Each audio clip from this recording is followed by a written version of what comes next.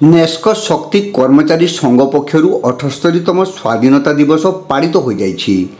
सकाळे संघ पक्षर सबरामपुर स्थित कार्यालय रे जातीय पताका उत्तोलन करा जायथिला। एही परिप्रेक्षी रे सभ्य मानक द्वारा जातीय संगीत गान करा जायथिला। मुख्य अतिथि भावे सरकारी दल उप मुख्य सचेतक तथा रेमुणा विधायक गोविंद चंद्र दास जोग दे पताका उत्तोलन करने सह देश स्वाधीन रे सामिल होइतिबा स्वाधीनता संग्रामी मानक बलिदान संपर्क में उल्लेख करथिले।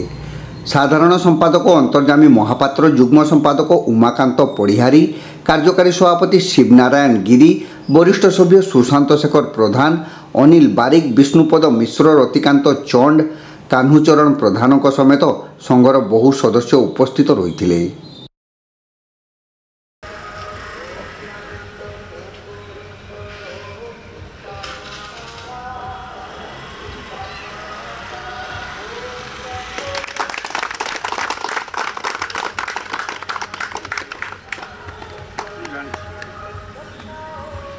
गत काली जो अगस्ट 14 तारीख गला तो जो विभीषिकार जो श्रुति आम समस्ते जानूँ देश केमती स्वाधीन होता।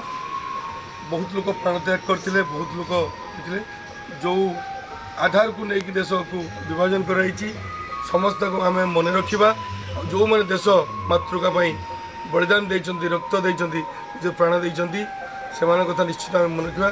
निश्चित समस्त को कहमी ये दिन गुड़ा को आम मन रखा। आगामी दिन एभली न आसो कहीं तेणु आमको समस्त को सतर्क हाँपी पड़ो। समस्त को ये पवित्र अगस्ट 15 उपलक्षे समस्त को हार्दिक धन्यवाद।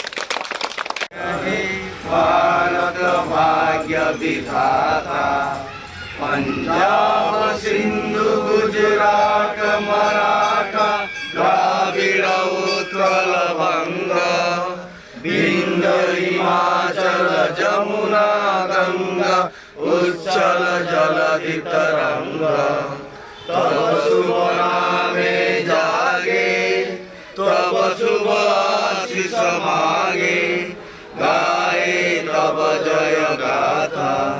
जन गण मंगलदायक जय हे भारत भाग्य विधाता।